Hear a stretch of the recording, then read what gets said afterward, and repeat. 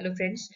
Last episode में हमने देखा था कि जो सिचौल होता है वो जैन को चलाने के लिए मे के साथ वाइनयार्ड घूमने चला जाता है और मे यहाँ पे आ जाती है रेस्टोरेंट में। तो जो नॉय उससे कहती है कि आपको मे के साथ छोड़ना नहीं चाहिए था बॉस को, क्या पता दोनों का चक्कर चलना शुरू हो जाए। पर जान उससे कुछ नहीं कहती है। तभी उसकी जो आंट होती है जान की, वो उससे मिलने आती है। यहाँ हम देखते हैं कि इस चीज को पॉप देख लेता है। फिर यहाँ पे जो सिचौन होते हैं इनको अच्छे से वाइनयार्ड दिखा रहे होते हैं मे को। तभी उनकी आंट देख लेती हैं उनको, वो बुलाती हैं। तो खैर वो मेरे से पूछती हैं कि तुम्हें तब कोई प्रॉब्लम हो रही होगी ना, क्योंकि सिस्टम घर इतना बड़ा नहीं है, तो चलो तुम मेरे यहाँ आ जाओ।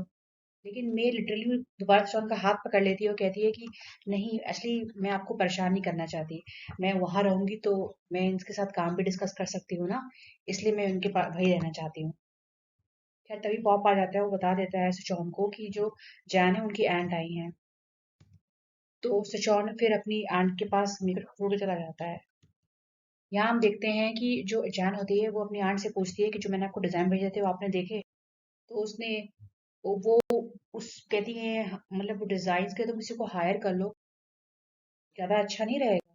तो वो कहती है कि मेरे पापा ने इस कंपनी को अपने हाथ से बनाया था, तो मैं इसे सब काम करना चाहती हूँ। खैर और वो कहती है कि और अभी तो सुचौन भी इसके शेयर होल्डर बन गए हैं। तभी सुचौन वहां पे आ जाता है और उनकी बातें सुनने लगता है। तो वो आगे कहती है कि मैं इस कंपनी को अपनी बना के ही रहूंगी, और देखना एक दिन ये कंपनी हमारी हो जाएगी, मैं कुंदचौन से कंपनी लेके रहूंगी।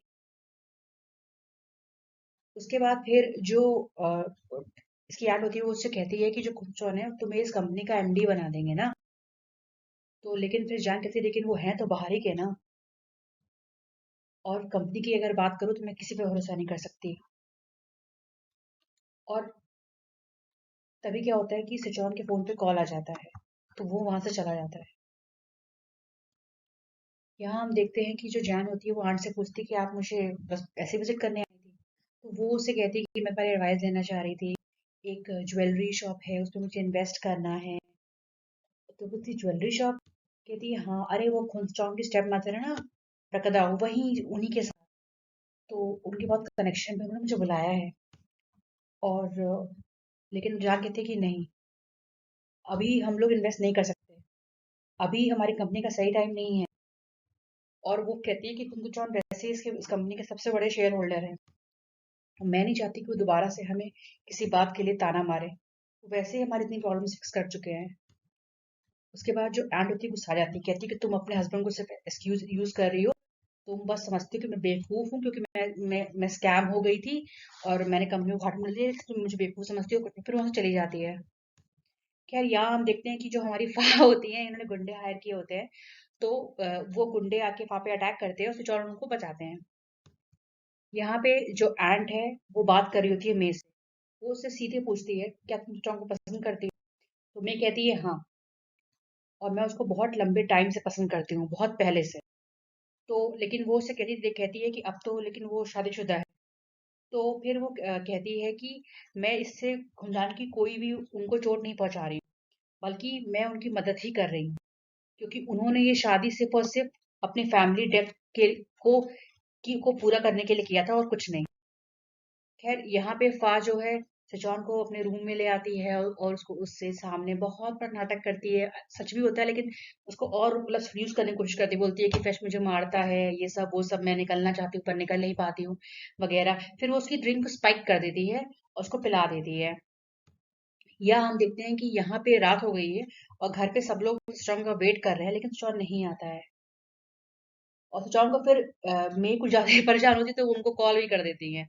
लेकिन सुचौन का फोन ऑफ आता है, तो यहाँ हम देखते हैं कि मेन जो सुचौन है बिना कपड़ों के लेटे हैं, और वहीं पे फा खड़ी है जो कहती है कि अब मैं तो फिर से बेवकूफ बना दिया। यहाँ हम देखते हैं कि जान सुबह उठती है और देखती है बगल में सुचौन नहीं होता है। यहाँ सुबह नौ नौ आती है सफाई करने के लिए। वो देखती है कि मैं एकदम चेयर पे सो रही है, जैसे ये ऐसे क्यों सो रही है। तो फिर उससे पूछती है मैं कि ये बताओ बताओ कि सुचौन आए। तो वो जो नॉय बोलती है अरे वो कोई काम में बिजी होंगे, इस रिजॉर्ट पे ही सो गए होंगे। फिर वो आगे बोलती है एक बात बताइए, आप ज्यादा ही नहीं परेशान लग रही हैं, उनकी पत्नी से ज्यादा परेशान आप लग रही हैं।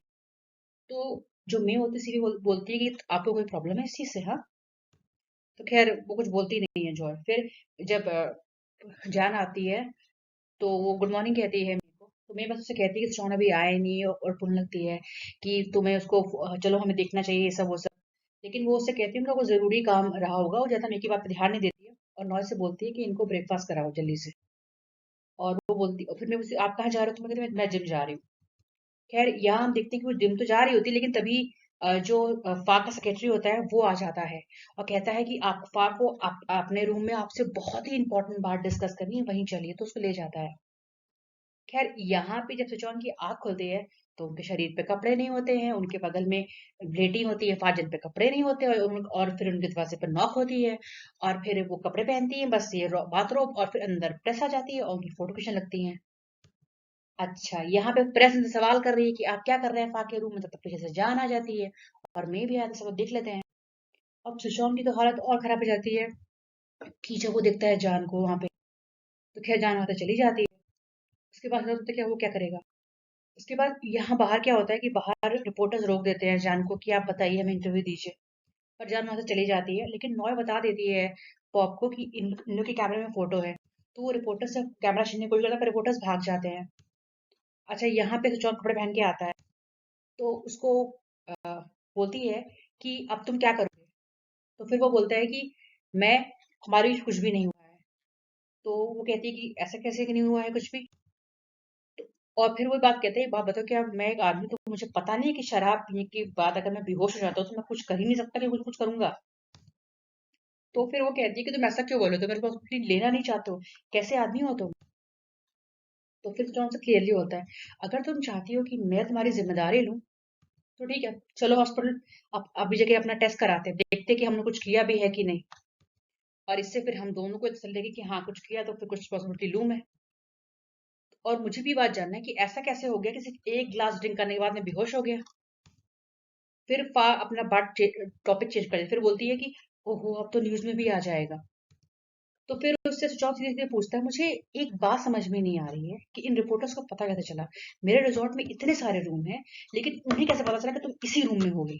तो बोलती है कि यहाँ पे तो वो पेच ने बताया होगा। तो वो कहने लगती है कि अब मैं क्या करूंगी, मेरी बदनामी हो जाएगी, ये सब वो सब। तो फिर सुशांत कहता है कि तुम इतने साल से इंडस्ट्री में, तुम अच्छे से जानती हो इसे कैसे डील किया जाता है, ठीक है? अब फिर वहां से चला जाता है। यहाँ पे नॉय भागती हुई जाती है आन के पास, सब बता देती है जो जो हुआ होता है। यहाँ से जॉन खोज रहा होता है जैन को, और फिर उसको जैन जिम में होती है, और वो सोच रही होती है मुझे बुरा क्यों लग रहा है। खैर जॉन उसको पीछे पीछे आता, कहता है कि प्लीज मुझसे बात करनी है।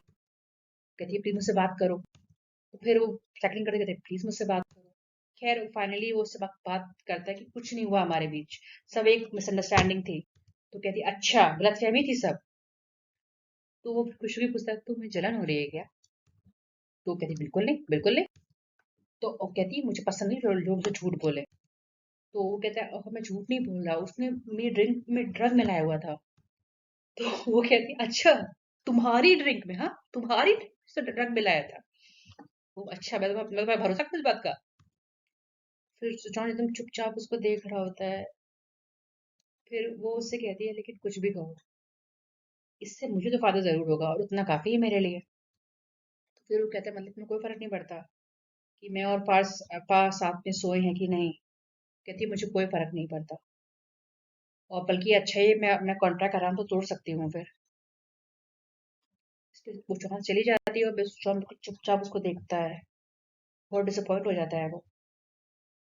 आगे हम देखते हैं कि फा को बुरा लग रहा है, तो उसे लगता है कि मैंने सही किया क्या ऐसा बोल के। तो सोचती है वो पीमे को कॉल करती है, और फिर पीमे, लेकिन उसको पीमे बोलते तुमने बहुत अच्छा किया इस चीज को यूज किया कॉन्ट्रैक्ट ऑफ करने के लिए। तो वो बोलती है कि लेकिन पीमे मुझे लगता है कि फा ने ही कुछ किया है, क्योंकि वो ऐसा नहीं है। तो फिर उससे मेक ये कहता है कि क्या उसने तुमसे जबरदस्ती नहीं की थी शादी करने के लिए? तुमने बिल्कुल, उसने तुम्हारा गलत किया, तुमने उसका गलत किया, एक बात हो गई। यहाँ हम देखते हैं कि मे उन रिपोर्टर्स को ढूंढ लेती है और उनको डबल पैसे देती है, कहती है कि मुझे सब फोटोज दे दो। यहाँ पे हम देखते हैं कि जो प्रकदाव होती है, ये इसकी जो एंट होती है जान की, उससे बोलती है कि क्योंकि वो कि वो बहुत लोग वेट कर रहे हैं, तो आप जल्दी पैसे दो। तो कहती है मेरे पास पैसे नहीं है, तो कहती है मैं आपको, ओहो, तो फिर मैं जा रही हूँ। लेकिन फिर आंट कहती है नहीं नहीं प्लीज मुझे ये काम करना है। तो फिर कहती है ठीक है, मैं आपको सिर्फ 3 दिन दूंगी, आप 3 दिन में पैसे अरेंज करो। या हम देखते हैं कि जो ऑल्दो इतना टाइम मतलब 1-2 घंटे हो जाते हैं लेकिन कोई न्यूज़ नहीं आती है। तो जो FA होती है वो उन न्यूज़ रिपोर्टर्स को फ़ोन करती है कि अब तक न्यूज़ पब्लिश क्यों नहीं हुई? न्यूज़ रिपोर्टर्स बताते हैं कि जो कैमरे में था वो खराब हो गया इसलिए पब्लिश नहीं हो पाई। यहाँ पे हम देखते हैं कि मे जो होती है वो FA के रूम के बाहर ही खड़ी होती है और ये सुन रही होती है कि जब वो बोल रही होती है, जब FA अंदर से चिल्ला रही होती है कि वो न्यूज़ फैल नहीं पाई। खैर वो फिर कैमरे से डिलीट करके कैमरा डस्टबिन में डाल देती है।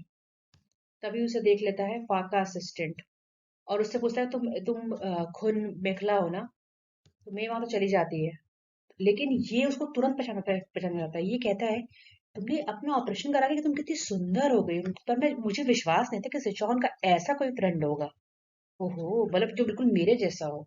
ये समझ जाता है कि ये एक लड़का था जिसने अपना ऑपरेशन कराया है।